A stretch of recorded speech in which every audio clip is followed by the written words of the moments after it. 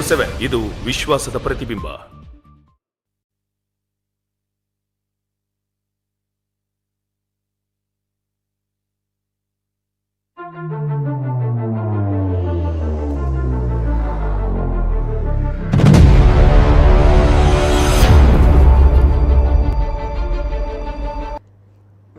ವೀಕ್ಷಕರ ನಮಸ್ತೆ. ಇವತ್ತಿನ ಪ್ರೈಮ್ ಟೈಮ್ ಕಾರ್ಯಕ್ರಮಕ್ಕೆ ಸ್ವಾಗತ. ಸದ್ಯ ಇವತ್ತಿನ ಪ್ರೈಮ್ ಟೈಮ್ ಕಾರ್ಯಕ್ರಮದಲ್ಲಿ ಒಂದು ಜಾಗೃತಿ ಮೂಡಿಸುವಂತಹ ಕಾರ್ಯಕ್ರಮ. ಇವೆಲ್ಲದರ ಜೊತೆಗೆ ಬಹಳಷ್ಟು ಜನರು ಇಂತಹ ಒಂದು ದಿನವೂ ಕೂಡ ಇದೆಯಾ ಅಥವಾ ಈಗಲೂ ಕೂಡ ಆಚರಣೆಯನ್ನ ಮಾಡ್ತಾರಾ ಅನ್ನುವಂತಹ ಪ್ರಶ್ನೆಯನ್ನ ಕೇಳ್ತಾರೆ. ಅದಕ್ಕೋಸ್ಕರ ಮೊದಲನೇದಾಗಿ ಹೇಳ್ತಾ ಇರುವಂಥದ್ದು, ಯಾರು ಕೂಡ ನೆಗಡಬೇಡಿ. ಆದರೆ ಇಂತಹ ಒಂದು ದಿನಾಚರಣೆ ಇದೆ.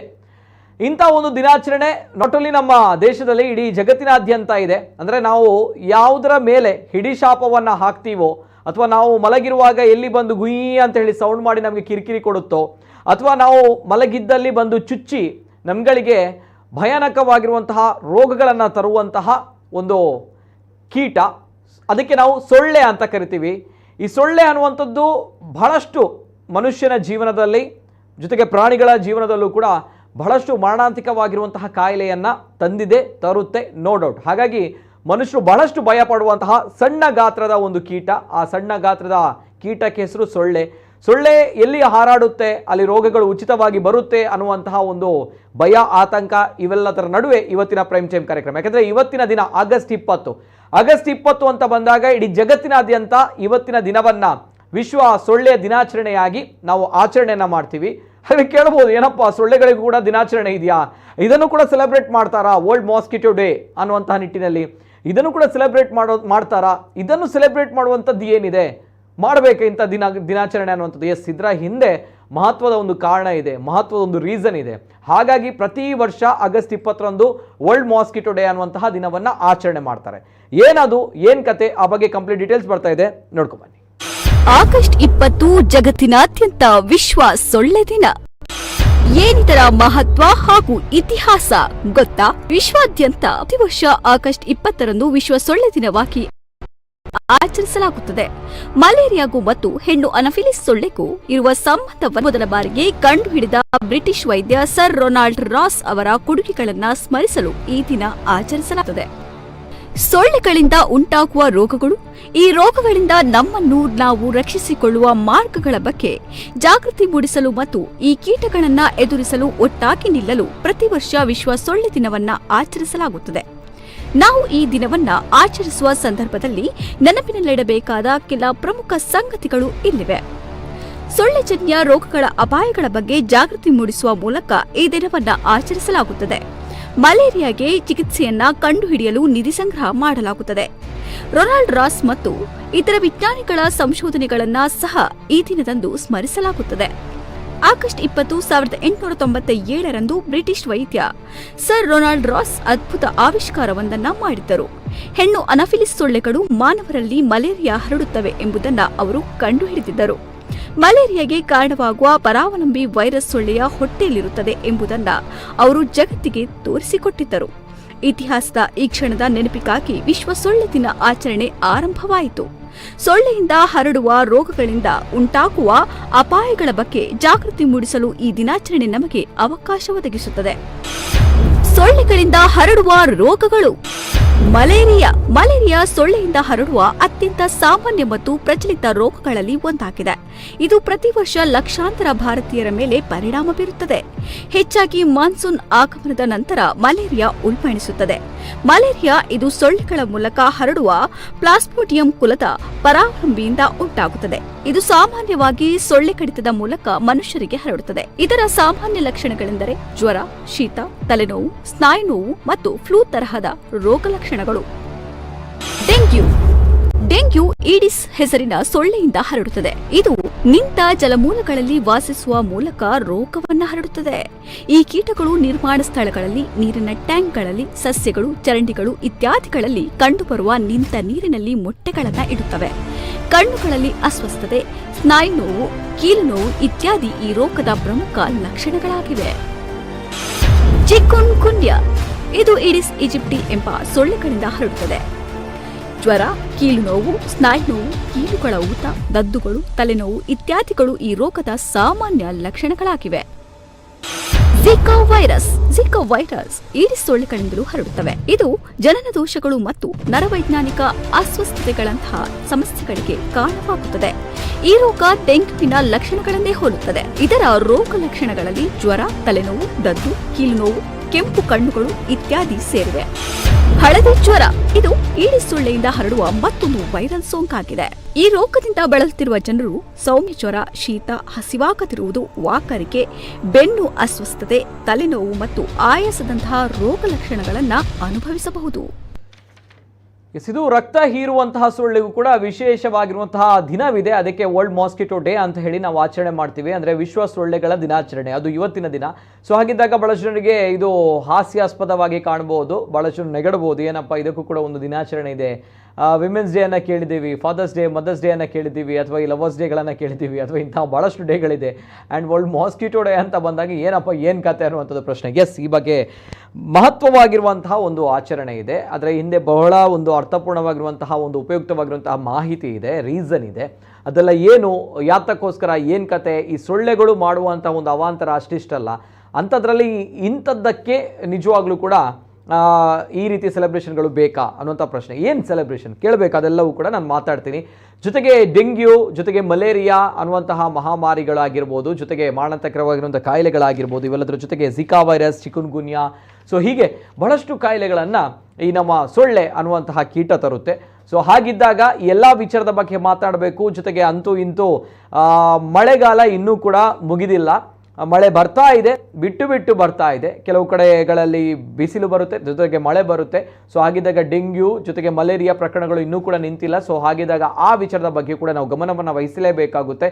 ಇವೆಲ್ಲರ ಜೊತೆಗೆ ಈ ಸೊಳ್ಳೆಗಳ ದಿನಾಚರಣೆಯ ವಿಚಾರವಾಗಿ ಕೂಡ ಮಾತಾಡಬೇಕು. ನಮ್ಮ ಜೊತೆ ಇವತ್ತಿನ ಕಾರ್ಯಕ್ರಮದಲ್ಲಿ ಅತಿಥಿಗಳು ಜಾಯಿನ್ ಆಗಿದ್ದಾರೆ. ಆತ್ಮೀಯವಾಗಿರುವಂಥ ಸ್ವಾಗತವನ್ನ ಮಾಡ್ತಾ ಇದ್ದೇನೆ. ನಮ್ಮ ಜೊತೆ ಇವತ್ತಿನ ಕಾರ್ಯಕ್ರಮದಲ್ಲಿ ಜಿಲ್ಲಾ ಮಲೇರಿಯಾ ನಿಯಂತ್ರಣಾಧಿಕಾರಿ ಡಾಕ್ಟರ್ ನವೀನ್ ಕುಲಾಲ್ ಅವರಿದ್ದಾರೆ. ಆತ್ಮೀಯವಾಗಿರುವಂಥ ಸ್ವಾಗತ ಸರ್. ಡಾಕ್ಟರ್ ನಮಸ್ತೆ ಸರ್. ನಮಸ್ತೆ.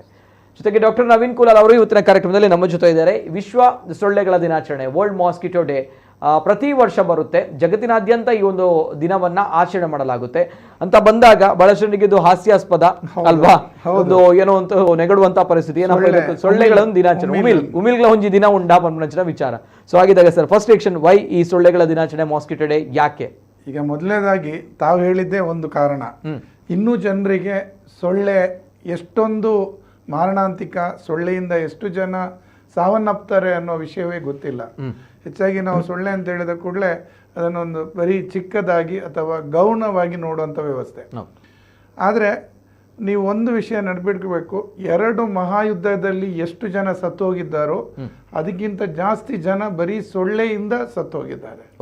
ಸೊಳ್ಳೆಯಿಂದ ಅಂದ್ರೆ ರೋಗ ಬಂದು ಆ ರೋಗದಿಂದ ತೀರ್ಕೊಂಡಿದ್ದಾರೆ. ಎಲ್ಲಾ ಪ್ರಾಣಿಗಳನ್ನು ಒಟ್ಟು ಸೇರಿಸಿದ್ರೆ ಅಂತ ಹೇಳಿದ್ರೆ ಹುಲಿ ಇರ್ಬೋದು, ಚಿರತೆ ಇರ್ಬೋದು, ನಮ್ಮ ಆನೆ ಇದೆ, ಹಾವುಗಳಿವೆ, ಬೇರೆ ಸಾಕಷ್ಟು ಕೀಟಗಳಿವೆ, ಎಲ್ಲ ಇದೆ.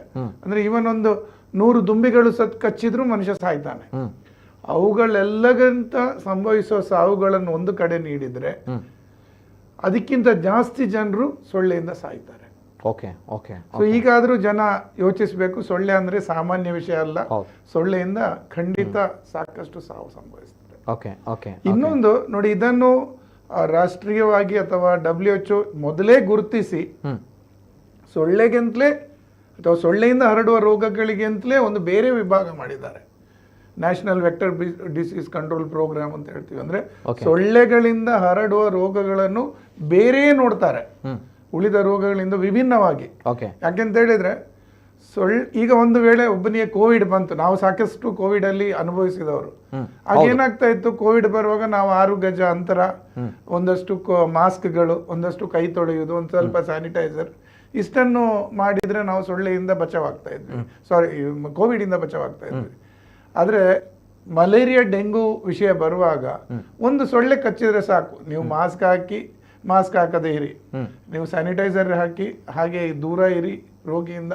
ಏನ್ ಮಾಡಿದ್ರು 150 ಮೀಟರ್ ದೂರದಲ್ಲಿರುವ ಮನುಷ್ಯನಿಗೆ, ಈ ರೋಗಯುಕ್ತ ಮನುಷ್ಯನಿಂದ ಕಚ್ಚಿದ ಸೊಳ್ಳೆ ಬಂದು ಈ ರೋಗವನ್ನು ಹರಡಿಸಬಹುದು. ಅಂದ್ರೆ 150 ಮೀಟರ್, ಸುಮಾರು 3/4 ಕಿಲೋಮೀಟರ್ ಅಂತ ಹೇಳ್ತೀವಿ ನಾವು, ಅಷ್ಟು ದೂರವೂ ಹೋಗ್ಬೋದು. 150 ಮೀಟರ್ 100% ಹಾರ್ತದೆ, 500 ಮೀಟರ್ ವರೆಗೂ ಹಾರಬಹುದು. ಆ ಕಾರಣದಿಂದ ಸೊಳ್ಳೆಗೆ ಒಂದು ದಿನ ಕೊಟ್ಟು ಜನರು ಸೊಳ್ಳೆಯ ಬಗ್ಗೆ ಯೋಚಿಸಬೇಕು, ಸೊಳ್ಳೆಯಿಂದ ರೋಗ ಬರ್ತದೆ ಅನ್ನೋ ಒಂದು ಕಾನ್ಸೆಪ್ಟ್ ಅನ್ನು ಅರಿತುಕೊಳ್ಬೇಕು. ಆ ಮೂಲಕ ತಮ್ಮ ಮನೆಯಲ್ಲಿ ತಮ್ಮ ಪರಿಸರದಲ್ಲಿ ಸೊಳ್ಳೆ ಉತ್ಪತ್ತಿಗೆ ಕಾರಣರಾಗಬಾರ್ದು ಅನ್ನುವ ಒಂದು ದೊಡ್ಡ ಒಂದು ಮನಸ್ಥಿತಿಯನ್ನು ಕ್ರಿಯೇಟ್ ಮಾಡಲಿಕ್ಕೋಸ್ಕರ ಈ ಸೊಳ್ಳೆಯ ದಿನಾಚರಣೆಯನ್ನು ಮಾಡ್ತಾ ಇದ್ದೇವೆ. ಓಕೆ ಓಕೆ ಸೊಳ್ಳೆಯಿಂದ ಸಾವು ಸಂಭವಿಸಿರುವಂತಹ ಒಂದು ಸಂಖ್ಯೆಗಳು ಅಂತ ಬಂದಾಗ ಅದು ಬಹಳಷ್ಟು ಗಣನೀಯವಾಗಿ ದೊಡ್ಡದಿದೆ. ಅದು ಎಲ್ಲಕ್ಕಿಂತ ದೊಡ್ಡದಿದೆ. ನೀವು 2 ಮಹಾಯುದ್ಧದಲ್ಲಿ ಸತ್ತಕ್ಕಿಂತಲೂ ಜಾಸ್ತಿ ಇದೆ ಅಂತ ತುಂಬಾ ದೊಡ್ಡ ನಂಬರ್. ಹೌದು ಹೌದು ಅದು ಒಂದು.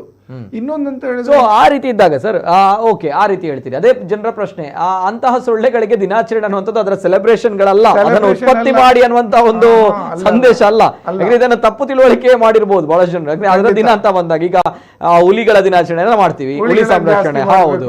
ಸೊ ಹಾಗಿದೆ ನವಿಲುಗಳ ದಿನಾಚರಣೆ, ಅದನ್ನ ಸಂರಕ್ಷಣೆ ಮಾಡಬೇಕು. ಈ ಗುಬ್ಬಚ್ಚಿಗಳ ದಿನಾಚರಣೆ ಅಂತ ಬಂದಾಗ ಸೊ ಇದನ್ನು ಕೂಡ ಸಂರಕ್ಷಣೆ ಮಾಡಬೇಕಾ ಅನ್ನುವಂತ ಮನಸ್ಸಿಲ್ಲ. ಇಲ್ಲಿ ನೀವು ಸೊಳ್ಳೆಯಿಂದ ಹೇಗೆ ಬಚಾವಾಗ್ತೀರಿ ಅನ್ನೋದನ್ನು ಯೋಚಿಸಿಕೊಳ್ಬೇಕು. ಅದಕ್ಕೋಸ್ಕರ ಈ ಒಂದು ದಿನ ಮಾಡಿದ. ಓಕೆ ಓಕೆ ದಟ್ಸ್ ವೈ ಈ ದಿನಾಚರಣೆ ಜಾಗೃತಿಯ ದಿನಾಚರಣೆ. ಹಾಗೂ ಸರ್ ರೊನಾಲ್ಡ್ ರೋಸ್ ಅವರು ಸೊಳ್ಳೆಯಿಂದಲೇ ರೋಗ ಬರ್ತದೆ ಅನ್ನೋ ಒಂದು ದೊಡ್ಡ ಕಾನ್ಸೆಪ್ಟ್ ಅದು ಆಗಿನ ಕಾಲ 1897ರಲ್ಲಿ ದೊಡ್ಡ ವಿಷಯ ಅದು. ಯಾಕಂದ್ರೆ ಆಗ ಸಾಕಷ್ಟು ಜನ ಈ ಚಳಿ ಜ್ವರದಿಂದ ಸಾಯ್ತಾ ಇದ್ರು. ಚಳಿ ಜ್ವರ ಬರೋದು ಮನುಷ್ಯ ಒಂದು 10-15 ದಿವಸ ಸಾಯ್ತಾ ಇದೆ. ಯಾಕೆ ಜ್ವರ ಬರ್ತಾ ಇದೆ, ಹೇಗೆ ಹರಡ್ತಾ ಇದೆ ಅಂತ ಗೊತ್ತಾಗ್ತಿಲ್ಲ. ಆ ಸಮಯದಲ್ಲಿ ರೊನಾಲ್ಡ್ ರೋಸ್ ಅವರು ಮಾಸ್ಕಿಟೋ ನೆಟ್ ಹಾಕಿ ಮಲಗಿ, ಆಮೇಲೆ ಮಾಸ್ಕಿಟೋ ನೆಟ್ ಇಲ್ಲದೆ ಮಲಗಿ ಅದರಿಂದ ರೋಗ ಬರ್ತದ, ರೋಗ ಬಂದಂತ ವ್ಯಕ್ತಿಗೆ ಕಚ್ಚಿದ ಸೊಳ್ಳೆಗಳನ್ನು ಸಂಗ್ರಹಿಸಿ ಅದನ್ನು ಡಿಸೆಕ್ಟ್ ಮಾಡಿ, ಅಂದ್ರೆ ಅದನ್ನು ಓಪನ್ ಮಾಡಿ ನೋಡಿದಾಗ ಅದರ ಹೊಟ್ಟೆಯಲ್ಲಿ ಮಲೇರಿಯಾದ ಪ್ಯಾರಾಸೈಟ್ ಇದೆ, ಪ್ರೋಟೋಜೋವಾ ಇದೆ ಅನ್ನೋದನ್ನು ಕಂಡು ಹಿಡಿದ ದಿನ ಆಗಿದೆ. ಆ ದಿನವನ್ನು ನೆನಪಿಡ್ಲಿಕ್ಕೆ ಅಂದ್ರೆ ಮನುಷ್ಯ ಕುಲಕ್ಕೆ ಅದೊಂದು ದೊಡ್ಡ ಸಂಶೋಧನೆ. ಈ ಸೊಳ್ಳೆಯಿಂದ ಹರಡ್ತದೆ ಅನ್ನುವ ವಿಷಯ ಗೊತ್ತಾದ ಮೇಲೆ ಸೊಳ್ಳೆಯನ್ನು ಹೇಗೆ ನಿಯಂತ್ರಣ ಮಾಡೋದು ಅನ್ನೋ ಬಗ್ಗೆ ಜನ ಯೋಚಿಸ್ಲಿಕ್ಕೆ ಶುರು ಮಾಡಿದ್ರು, ಎಲ್ಲ ವಿಜ್ಞಾನಿಗಳು ಯೋಚಿಸಿದ್ರು. ಸೊ ಆ ದಿನವನ್ನು ನೆನಪಿಡ್ಲಿಕ್ಕೋಸ್ಕರ ವಿಶ್ವ ಸೊಳ್ಳೆ ದಿನ ಅಂತ ನಾವು ಅದನ್ನು ಜನರಿಗೆ ಅರಿವು ಮಾಡಲಿಕ್ಕೋಸ್ಕರ ಈ ದಿನವನ್ನು ನಾವು ಹೇಳ್ತೇವೆ, ಆಚರಿಸುವುದು ಅಂತ ಅಲ್ಲ. ಓಕೆ, ಹೇಳ್ತೀವಿ ವಿಶ್ವ ಸೊಳ್ಳೆಯ ದಿನಾಚರಣೆ ಅನ್ನುವಂಥದ್ದು. ಸೊ ಪ್ರತಿ ವರ್ಷ ಬರುತ್ತೆ, ಇದು ಜಗತ್ತಿನಾದ್ಯಂತ, ನಾಟ್ ಓನ್ಲಿ ಇಂಡಿಯಾ ಅಂತ ಅಲ್ಲ. ಖಂಡಿತ. ಯಾಕಂತ ಹೇಳಿದ್ರೆ ಸೊಳ್ಳೆ ಅಂಟಾರ್ಟಿಕಾ ಮತ್ತು ಗ್ರೀನ್ಲ್ಯಾಂಡ್ ಬಿಟ್ರೆ ಹೆಚ್ಚಿನ ಅಂಶ ಎಲ್ಲಾ ರಾಷ್ಟ್ರಗಳಲ್ಲೂ ಇದೆ. ಎಲ್ಲ ಹವಾಮಾನ ಅಥವಾ ಎಲ್ಲಾ ಜಾಗದಲ್ಲೂ ಬದುಕುತ್ತಾ ಸೊಳ್ಳೆ? ಹೇಗೆ ಸೊಳ್ಳೆ ನೋಡಿ 18 ಡಿಗ್ರಿಯಿಂದ 36 ಡಿಗ್ರಿ ಇದ್ರ ಫೇವರೇಟ್ ಟೆಂಪರೇಚರ್ ಅಂತ ಹೇಳಿ ಒಂದಷ್ಟು ಕಮ್ಮಿ ಡಿಗ್ರಿ ಉಷ್ಣತೆಯಲ್ಲೂ ಬದುಕ್ತದೆ, ಒಂದು ಸಾಧಾರಣ 36 ಡಿಗ್ರಿಗಿಂತ ಜಾಸ್ತಿ ಉಷ್ಣತೆಯಲ್ಲೂ ಬದುಕುತ್ತದೆ. ಆದ್ರೆ ಅದರ ಈ ಮೊಟ್ಟೆಗಳನ್ನು ಇಡುವ ವ್ಯವಸ್ಥೆ ಜಾಸ್ತಿ ಆಗೋದು ಅಥವಾ ಅದರಿಂದ ಒಂದು ಸೊಳ್ಳೆ ಹೆಣ್ಣು ಸೊಳ್ಳೆ ಜಾಸ್ತಿ ಸಂತಾನೋತ್ಪತ್ತಿ ಮಾಡೋದು ಸರಿಯಾದ ಉಷ್ಣತೆ ಸಿಕ್ಕಿದ್ರೆ. ಆ ಉಷ್ಣತೆ ನಮ್ಮಲ್ಲಿ ಈ ಸಮಶೀತೋಷ್ಣ ವಲಯ ಅಂತ ಏನ್ ಹೇಳ್ತೀವಿ, ಆ ಜಾಗದಲ್ಲಿ ಸೊಳ್ಳೆಗಳ ಕಾಟ ಜಾಸ್ತಿ ಅಂತ ಹೇಳಿ. ಉಳಿದ ಜಾಗದಲ್ಲೂ ಇದೆ. ತೀರಾ ಮಂಜುಗಡ್ಡೆ ಅಂತ ಹೇಳಿದ್ರೆ ಗ್ರೀನ್ಲ್ಯಾಂಡ್ ಇರ್ಬೋದು ಅಥವಾ ಅಂಟಾರ್ಟಿಕಾ ಇರ್ಬೋದು, ಅಲ್ಲಿ ನಾವು ಸೊಳ್ಳೆಯನ್ನು ನೋಡ್ಲಿಕ್ಕೆ ಸಿಗೋದಿಲ್ಲ. ಓಕೆ, ಬೇರೆ ಕಡೆಗಳಲ್ಲಿ ಎಲ್ಲ ಕಡೆಗಳಲ್ಲಿ ಎಲ್ಲ ಅಮೆರಿಕಕ್ಕೆ ಹೋದ್ರು ಇದೆ, ಬ್ರೆಜಿಲ್ಗೆ ಹೋದ್ರು ಇದೆ, ಜಪಾನಿಗೆ ಹೋದ್ರು ಇದೆ, ಇಂಡೋನೇಷ್ಯಾಕ್ಕೆ ಹೋದ್ರು ಇದೆ, ಶ್ರೀಲಂಕಾಕ್ಕೆ ಹೋದ್ರು ಇದೆ. ಅಲ್ಲೂ ಕೂಡ ಇಷ್ಟರ ಮಟ್ಟಿಗೆ ಸೊಳ್ಳೆ ಪರಿಣಾಮವನ್ನು ಬೀರುತ್ತಾ ಆ ಭಾಗಗಳಲ್ಲೂ ಕೂಡ? ಅಂದ್ರೆ ಭಾರತಕ್ಕೆ ಹೋಲಿಕೆ ಮಾಡಿದಾಗ ಅಥವಾ ಹೇಗಂತ ಬಂದಾಗ ಈಗ ನೋಡಿ, ಒಂದು ಹವಾಮಾನ ಅನ್ನುವಂಥದ್ದು ಅಥವಾ ಪ್ರಾದೇಶಿಕ ಭೌಗೋಳಿಕವಾಗಿರೋ ಲಕ್ಷಣಗಳು ಪ್ರಮುಖ ಪಾತ್ರವನ್ನು ವಹಿಸುತ್ತೆ ಈ ಸೊಳ್ಳೆಗಳು ಬದುಕಬೇಕು ಅಂತ ಬಂದಾಗ. ಕಂಪೇರ್ ಟು ಬೇರೆ ರಾಜ್ಯಗಳಿಗೆ ನಮ್ಮ ಮಂಗಳೂರಲ್ಲಿ ಕರಾವಳಿ ಭಾಗದಲ್ಲಿ ಬಹಳಷ್ಟು ಜಾಸ್ತಿ ಇದೆ ಸೊಳ್ಳೆಗಳು. ಸೊ ಹಾಗಿದ್ದಾಗ ಇದೇ ರೀತಿ ಅಂದ್ರೆ ಭಾರತದಲ್ಲಿ ಸೊಳ್ಳೆಗಳು ಇದೆ ಅಥವಾ ಬೇರೆ ದೇಶಗಳಲ್ಲೂ ಕೂಡ, ಅಮೆರಿಕ, ಈಗ ಅಲ್ಲಿ ಎರಡು ವಿಷಯ ಬಗ್ಗೆ ಯೋಚಿಸಬೇಕು. ಒಂದು ಸೊಳ್ಳೆಗಳಿದೆಯಾ ಇಲ್ವಾ ಅನ್ನೋದು, ಇನ್ನೊಂದು ರೋಗಗಳನ್ನು ಹರಡಿಸುವ ಸೊಳ್ಳೆಗಳಿದೆಯಾ ಅಂತ. ಸೊಳ್ಳೆಯಲ್ಲಿ ಸಾಧಾರಣ 3600ಕ್ಕಿಂತಲೂ ಜಾಸ್ತಿ ಸ್ಪೀಸೀಸ್ ಇದೆ. ಸುಮಾರು ಒಂದು ಅಂಕಿಅಂಶಗಳ ಬಗ್ಗೆ 4000ದಷ್ಟು ಇರ್ಬೋದು. ಅಷ್ಟೊಂದು ಜಾತಿಯ ಸೊಳ್ಳೆಗಳಲ್ಲಿ ರೋಗವನ್ನು ಹರಡಿಸುವ ಸೊಳ್ಳೆಗಳಿರೋದು 4-5 ಮಾತ್ರ, 3-4 ಮಾತ್ರ. ಈಗ ನಾವು ಮುಖ್ಯವಾಗಿ ಹೇಳುದಿದ್ರೆ ಈಡಿಸ್ ಸೊಳ್ಳೆ ಡೆಂಗು ಹರಡುವಂಥದ್ದು, ಅಥವಾ ಅನಾಫಿಲಿಸ್ ಮಲೇರಿಯಾ ಹರಡಿಸುವಂಥದ್ದು, ಕ್ಯೂಲೆಕ್ಸ್ ಸೊಳ್ಳೆ ಆನೆಕಾಲು ರೋಗ ಹರಡಿಸುವಂಥದ್ದು, ಅಥವಾ ನೀವು ಹೇಳಿದಾಗ ಮೆದುಳು ಜ್ವರವನ್ನು ಹರಡಿಸುವಂಥದ್ದು. ಈ 3 ಸೊಳ್ಳೆಗಳು ಎಲ್ಲಿ ಜಾಸ್ತಿ ಇರ್ತಾವೋ ಅಲ್ಲಿ ರೋಗಗಳು ಹರಡ್ತವೆ. ಸೊಳ್ಳೆಗಳು ಎಲ್ಲ ಕಡೆ ಇರ್ಬೋದು. ಇನ್ನೊಂದು ಅಂತ ಹೇಳಿದ್ರೆ, ಸೊಳ್ಳೆಗಳನ್ನು ಸಂತಾನೋತ್ಪತ್ತಿ ಅವುಗಳ ಜಾಸ್ತಿ ಆಗದ ರೀತಿಯಲ್ಲಿ ಎಲ್ಲಿ ಜಾಗೃತೆ ವಹಿಸ್ತಾರೋ ಅಲ್ಲಿ ಒಂದಷ್ಟು ರೋಗ ಹರಡುವುದು ಕಮ್ಮಿ ಇರ್ತದೆ. ಅಂದ್ರೆ ಈಗ ಸಾಕಷ್ಟು ನೀವು ಹೊರ ದೇಶದಲ್ಲಿ ನೋಡಿರ್ಬೋದು, ಅವರು ಮನೆಗಳನ್ನು ಮಾಸ್ಕಿಟೋ ಪ್ರೂಫ್ ಅಂತ ಮಾಡ್ತಾರೆ. ಅಂದ್ರೆ ಮನೆಯ ಮುಂಬಾಗಿಲಿಗೆ ಈ ಸೊಳ್ಳೆ ಪರದೆ ರೀತಿಯ ಒಂದು ಪರದೆಯನ್ನು ಅಳವಡಿಸ್ತಾರೆ. ಅವರ ಕಿಟಕಿಗಳಿಗೂ ಸೊಳ್ಳೆ ಪರದೆ ಅಳವಡಿಸ್ತಾರೆ. ಸೊಳ್ಳೆ ಪರದೆ ಅಂತೇಳಿ ಮಲಗುವ ಸೊಳ್ಳೆ ಪರದೆ ಅಲ್ಲ, ಅದೇ ರೀತಿಯ ಒಂದು ವ್ಯವಸ್ಥೆ ಮಾಡ್ತಾರೆ, ಪಾರ್ಟಿಷನ್ ಮಾಡ್ತಾರೆ. ಹಾಗೆ ಏನಾಗ್ತದೆ ಅಂತ ಹೇಳಿದ್ರೆ ಸೊಳ್ಳೆಗಳಿದ್ರೂ ಸೊಳ್ಳೆ ಕಚ್ಚುವುದು ವ್ಯವಸ್ಥೆ ಕಮ್ಮಿ ಆಗತ್ತೆ. ಇನ್ನೊಂದು, ಈ ಸೊಳ್ಳೆಗಳು ಜಾಸ್ತಿ ಉತ್ಪತ್ತಿ ಆಗ್ಬೇಕಾದ್ರೆ ಸ್ವಚ್ಛ ನಿಂತ ನೀರು ಬೇಕು, ಈಡಿಸ್ ಮತ್ತು ಅನಾಫಿಲಿಸ್ಗೆ. ಅದೇ ಕ್ಯೂಲೆಕ್ಸ್ಗೆ ಕೊಳಚೆ ನೀರು ಬೇಕು. ಇದು ಎರಡರ ನಿಂತ ನೀರು ನಿಲ್ಲದ ಹಾಗೆ ನೋಡಿದ್ರೆ ಖಂಡಿತವಾಗಿ ಸೊಳ್ಳೆಗಳ ಸಂಖ್ಯೆ ಕಮ್ಮಿ ಆಗ್ತದೆ. ಸೊ ಅಂತ ವ್ಯವಸ್ಥೆ ಯಾವ ದೇಶ ಮಾಡ್ಕೊಂಡು ಹೋಗ್ತದೋ ಆಗ ಅಲ್ಲಿ ಈ ಸೊಳ್ಳೆಯಿಂದ ಹರಡೋ ರೋಗಗಳು ಕೂಡ ಕಮ್ಮಿ ಆಗ್ತದೆ. ಓಕೆ, ಅಂದ್ರೆ ಅಂತ ದೇಶ ಯಾವುದು ಕೂಡ ಇಲ್ಲ ಅಂತ ಹೇಳ್ತೀರಿ? ಇದೆ, ಸಾಕಷ್ಟು ದೇಶಗಳು. ಈಗ ನೋಡಿ, ನಮ್ಮ ದೇಶಗಳಿಂದಲೂ ಜಾಸ್ತಿ ನೀರನ್ನ ಅಂದ್ರೆ ಈ ಹಿನ್ನೀರು ಇರುವಂತ ದೇಶಗಳಿವೆ. ಸೊ ಅವರೆಲ್ಲ ಈ ರೀತಿಯ ವ್ಯವಸ್ಥೆ ಮಾಡ್ಕೊಳ್ತಾರೆ. ಈ ಮನೆಗಳಿಗೆ ಮಾಸ್ಕಿಟೋ ಪ್ರೂಫಿಂಗ್ ಅಂತ ಏನು ಹೇಳ್ತೀವಿ, ಮನೆಯ ಮುಂಬಾಗಿಲಿಗೆ ಆ ರೀತಿಯ ಸೊಳ್ಳೆ ಪರದೆಯಷ್ಟು ಚಿಕ್ಕ ರಂಧ್ರಗಳಿರುವ ಬಾಗಿಲಿರ್ಬೋದು, ಅಥವಾ ಕಿಟಕಿಗಳಿಗೆ ಬಾಗಿಲುಗಳಿರ್ಬೋದು, ಆ ರೀತಿಯ ಒಂದು ವ್ಯವಸ್ಥೆ ಮಾಡಿಕೊಂಡು ಆ ಮೂಲಕ ಮನೆಯಲ್ಲಿ ಸೊಳ್ಳೆ ಇಲ್ಲದ ಹಾಗೆ, ಮನೆಯಲ್ಲಿ ಸೊಳ್ಳೆ ಕಚ್ಚದ ಹಾಗೆ ನೋಡ್ಕೋತಾರೆ. ಅಲ್ಲದೆ ಸೊಳ್ಳೆಯನ್ನೇ ಇಲ್ಲದ ಹಾಗೆ ಮಾಡೋ ವ್ಯವಸ್ಥೆ ಎಲ್ಲೂ ಇಲ್ಲ. ಅಂಥದ್ದು ನಾವು ಮಾಡ್ಲಿಕ್ಕೂ ಸಾಧ್ಯ ಇಲ್ಲ. ನಿಮ್ಮ ಮನೆಯಲ್ಲಿ ಸೊಳ್ಳೆ ಇಲ್ಲ, ನಿಮ್ಮ ಸುತ್ತಮುತ್ತಲು ಸೊಳ್ಳೆ ಕಮ್ಮಿ ಆಗುವ ಹಾಗೆ ಮಾತ್ರ ಮಾಡಬಹುದು ಹೊರತು ಸೊಳ್ಳೆ ನಮಗಿಂತ ಮೊದಲು ಹುಟ್ಟಿದಂತ ವ್ಯವಸ್ಥೆ. ಸೊ ಅವುಗಳನ್ನು ಇಲ್ಲದ ಹಾಗೆ ಮಾಡೋದು ಸರಿಯೂ ಅಲ್ಲ, ಆ ರೀತಿಯ ವ್ಯವಸ್ಥೆಯೂ ಇಲ್ಲ. ಈಗ ಸೊಳ್ಳೆಯಿಂದ ಬಹಳಷ್ಟು ರೋಗಗಳು ಹರಡುತ್ತೆ, ನಮ್ಗೆ ಗೊತ್ತಿದೆ. ಡೆಂಗ್ಯೂ ಇದೆ, ಮಲೇರಿಯಾ ಇದೆ. ಬಾಯಿ ಎತ್ತಿದ್ರೆ ನಾವು ಡೆಂಗ್ಯೂ ಮಲೇರಿಯಾ ಬಗ್ಗೆ ಮಾತಾಡ್ತೀವಿ, ಯಾಕಂದ್ರೆ ಅದು ಸೊಳ್ಳೆಯಿಂದ ಬಹಳಷ್ಟು ಕಿರಿಕಿರಿ ಕೊಡುವಂಥದ್ದು, ಹಾನಿ ಉಂಟು ಮಾಡುವಂತಹ ಒಂದು ಕಾಯಿಲೆ. ಸೊ ಹಾಗಿದ್ದಾಗ ಸೊಳ್ಳೆಯಿಂದ ಬೇರೆ ಇನ್ನಿತರ ಯಾವ ಕಾಯಿಲೆಗಳು ಬರುತ್ತೆ? ಜೊತೆಗೆ ಬರುವಂತಹ ಕಾಯಿಲೆಗಳಲ್ಲಿ ಬಹಳಷ್ಟು ಏನು ಡೇಂಜರಸ್ ಅಂತ ಬಂದಾಗ ಯಾವುದು? ಈಗ ಗಂಭೀರ ಕಾಯಿಲೆಗಳು ಅಂತ ಒಂದಷ್ಟು ನಾವು ನೋಡಬಹುದು.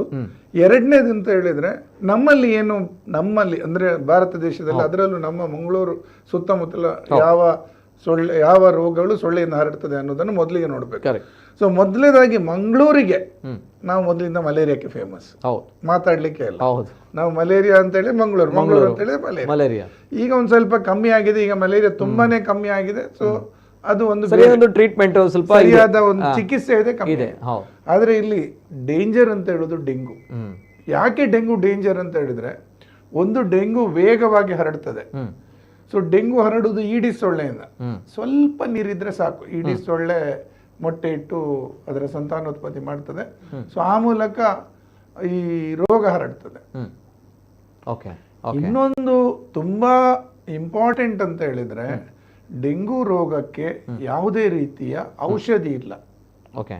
ಡೆಂಗು ರೋಗ ಬಾರದಾಗಿ ಇನ್ನೂ ಕೂಡ ಸರಿಯಾದ ವ್ಯಾಕ್ಸಿನ್ ಇಲ್ಲ.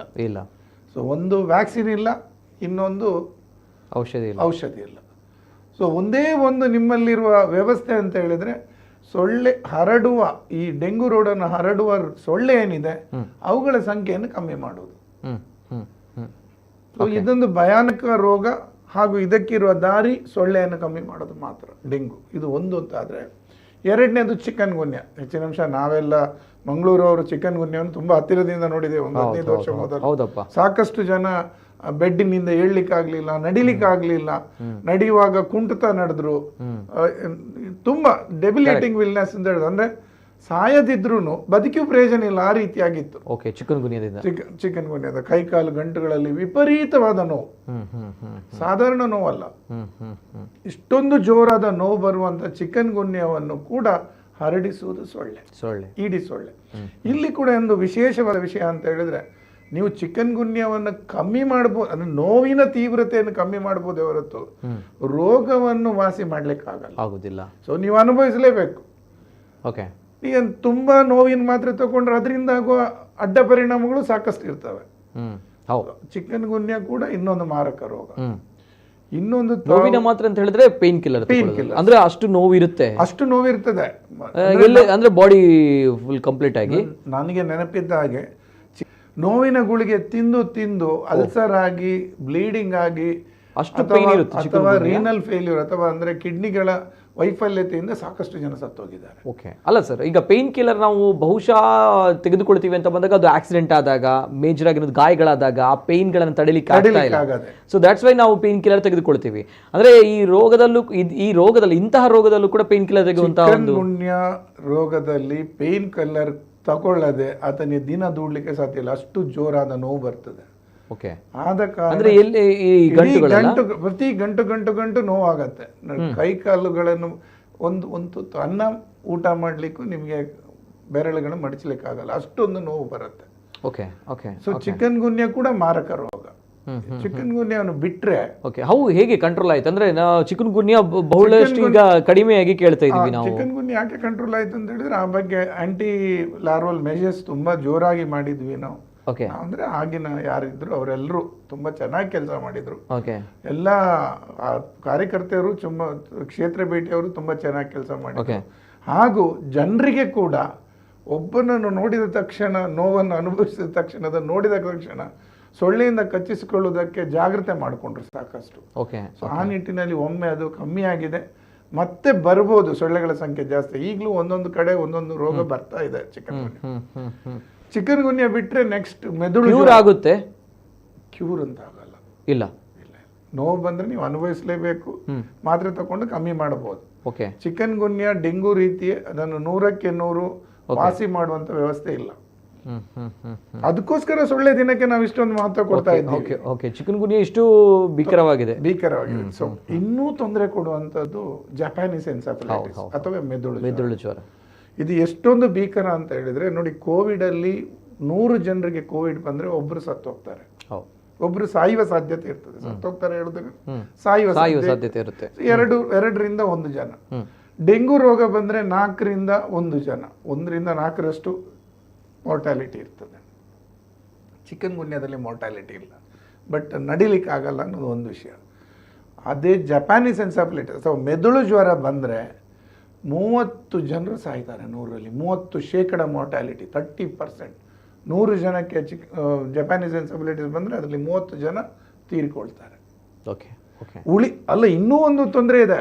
ಉಳಿದ 70 ಜನ ಇದ್ದಾರಲ್ಲ, ಈ 70 ಜನರಲ್ಲಿ ಸುಮಾರು ಅರ್ಧದಷ್ಟು ಜನ ಅಂಗವೈಕಲ್ಯಕ್ಕೆ ಒಳಗಾಗ್ತಾರೆ. ಅಂದ್ರೆ ಮೆದುಳಿನ ತೀವ್ರ ಆಘಾತಕ್ಕೆ ಒಳಗಾಗಿ ನಡಿಲಿಕ್ಕೆ ಶಕ್ತಿ ಇಲ್ಲ, ಮಾತಾಡ್ಲಿಕ್ಕೆ ಶಕ್ತಿ ಇಲ್ಲ, ತಿನ್ಲಿಕ್ಕಾಗದೆ. ಅಂದ್ರೆ ಅದು ಊಹಿಸಲಿಕ್ಕಾಗದಂತ ವ್ಯವಸ್ಥೆ ಈ ಮೆದುಳು ಜ್ವರ. ನಾವು ನೋಡಿದ್ದೇವೆ, ಕಣ್ಣಲ್ಲಿ ನೋಡಿ ಅದರ ತೀವ್ರತೆಯನ್ನು ಅರಿತುಕೊಂಡು ಇಷ್ಟೊಂದು ಬೇಸರ ಪಟ್ಟಿದ್ದೇವೆ ಅಂತ ಹೇಳಿದ್ರೆ ಯಾರಿಗೂ ಬರಬಾರ್ದು ಅದು. ಸತ್ತು ಹೋದ್ರೆ ಮುಗಿಯಿತು, ಬದುಕಿ ಉಳಿದ್ರಲ್ಲೂ ಅರ್ಧಷ್ಟು ಜನ ನರಳಿ ಸಾಯ್ಬೇಕು. ಅಷ್ಟರ ಮಟ್ಟಿಗೆ ಪ್ರಾಬ್ಲಮ್ ಆಗ್ತದೆ. ಅದೃಷ್ಟವಶಾತ್ ನಮ್ಮಲ್ಲಿ ಅಷ್ಟೊಂದು ಜಾಸ್ತಿ ಸಂಖ್ಯೆಯಲ್ಲಿ ಇಲ್ಲ. ಹಾಗೂ ಈಗ ಅದಕ್ಕೆ ವ್ಯಾಕ್ಸಿನ್ ಬಂದಿದೆ. ಸೊ ಮಕ್ಕಳಿಗೆ ಈಗಾಗಲೇ ವ್ಯಾಕ್ಸಿನ್ ಕೊಡಲಾಗಿದೆ. ಎಲ್ಲ ಶಾಲೆಗೆ ಹೋಗೋ ಮಕ್ಕಳಿಗೆ ಕೊಡಲಾಗಿದೆ. ಮಕ್ಕಳಿಗೆ ಈಗಾಗಲೇ ಕೊಟ್ಟಾಗಿದೆ. ಈಗ ಹುಟ್ಟಿನಲ್ಲೇ ಕೊಡ್ತಾ ಇದ್ದೀವಿ. ಹುಟ್ಟಿದ ತಕ್ಷಣ 1 ವರ್ಷ ಏನಂತ ಹೆಸರಿದೆ ಅದಕ್ಕೆ? JE ವ್ಯಾಕ್ಸಿನ್ ಅಂತ ಹೇಳ್ತೀವಿ. JE vaccine. ಸೊ ಅದು ತುಂಬಾ ಒಳ್ಳೆಯ ಒಂದು ವ್ಯಾಕ್ಸಿನ್ ಬಂದಿದೆ. ಸೊ ಆದ ಕಾರಣ ನಮ್ಗೊಂದು ಸ್ವಲ್ಪ ರಕ್ಷಣೆ ಇದೆ. ಇಲ್ದಿದ್ರೆ ಅದು ದೊಡ್ಡ ತೊಂದರೆ. ಈ ಇನ್ನೊಂದು ದೊಡ್ಡ ಕಾಯಿಲೆ ಅಂತ ಹೇಳಿದ್ರೆ ಆನೆಕಾಲ್ ರೋಗ. ಈಗ ನಮ್ಗೆ ನೋಡ್ಲಿಕ್ಕೆ ಸಿಗಲ್ಲ. ನಮ್ಮಲ್ಲಿ ನಾವು ಆನೆಕಾಲ್ ರೋಗವನ್ನು ಸಾಮೂಹಿಕ ಮಾತ್ರೆ ವಿತರಣೆ ಮೂಲಕ ಕಮ್ಮಿ ಮಾಡಿದ್ದೇವೆ. ಅಂದ್ರೆ ಸರ್ಕಾರದ ಒಂದು ಒಳ್ಳೆಯ ಪ್ರೋಗ್ರಾಮ್ ಇಂದ ಕಮ್ಮಿ ಆಗಿದೆ. ಆನೆಕಾಲ್ ರೋಗವು ಕೂಡ ಈ ಸೊಳ್ಳೆ ತರುವಂತದ್ದು, ಸಣ್ಣ ಸೊಳ್ಳೆ ಆನೆಕಾಲು ರೋಗ. ಆನೆಕಾಲು ಅಂತ ಹೇಳಿದ್ರೆ ಆನೆಕಾಲು ರೋಗದ ತೀವ್ರತೆಯನ್ನು ಕೂಡ ಹೆಚ್ಚಿನ ಅಂಶ ನಮ್ಮ ಹಿರಿಯರು ತುಂಬಾ ನೋಡಿರ್ಬೋದು. ನಾವು ನೋಡುವಾಗ ಒಂದ್ ಸ್ವಲ್ಪ ಕಡಿಮೆ ಆಗಿತ್ತು. ನಾವು ಅವಾಗ ಬಾಲ್ಯದಲ್ಲಿದ್ದಾಗ ಟಿವಿಗಳಲ್ಲಿ ನೋಡ್ತಾ ಇದ್ವಿ. ಅಥವಾ ರೋಡಲ್ಲಿ ಹೋಗುವ ಒಂದಷ್ಟು ಜನ ಕೆಲಸ ಮಾಡ್ಲಿಕ್ಕೆ ಆಗದೆ ಹಣದ ತೊಂದರೆಗೊಳಗಾಗಿ ಭಿಕ್ಷೆ ಬೇಡವರನ್ನು ನೋಡ್ತಾ ಇದ್ವಿ.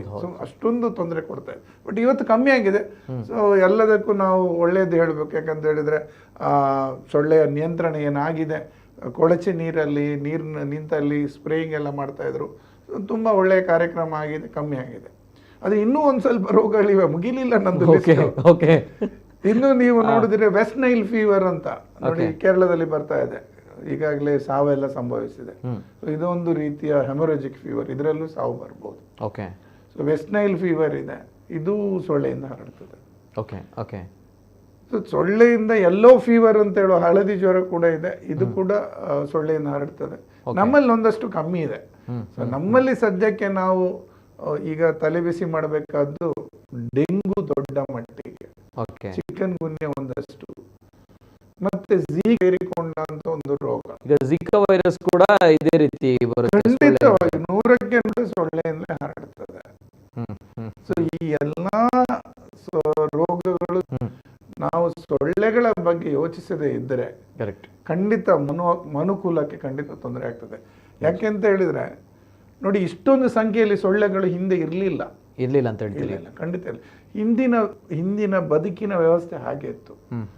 ಹಿಂದೆ ಏನಾಗ್ತಾ ಇತ್ತು, ನೀವು ಬೆಳಿಗ್ಗೆ ಎದ್ದು ಮನೆಯಲ್ಲಿ ಒಳೆ ಉರಿಸ್ತಾ ಇದ್ರಿ, ಮನೆ ಒಳಗೆಲ್ಲ ಹೊಗೆ ಇರ್ತಾ ಇತ್ತು, ಮನೆಯ ಮಾಡು ಹಂಚಿದ್ದಾಗಿತ್ತು, ನೀರು ಇಳಿದು ಹೋಗ್ತಾ ಇತ್ತು. ಕರೆಕ್ಟ್. ಮನೆಯ ಮುಂದ್ಗಡೆ ಇರುವ ಅಂಗಳದಲ್ಲಿ ಮಣ್ಣಿನ ನೆಲ ಇತ್ತು, ನೀರು ಇಂಗಿ ಹೋಗ್ತಾ ಇತ್ತು, ಇಲ್ಲ ಹರಿದು ಹೋಗ್ತಾ ಇತ್ತು. ಈಗ ಇದು ಮೂರೂ ಇಲ್ಲ. ಸತ್ಯ. ಮನೆಯಲ್ಲಿ ಗ್ಯಾಸ್ ಬಂದಿದೆ, ಸೊ ಹೊಗೆ ಬರಲ್ಲ.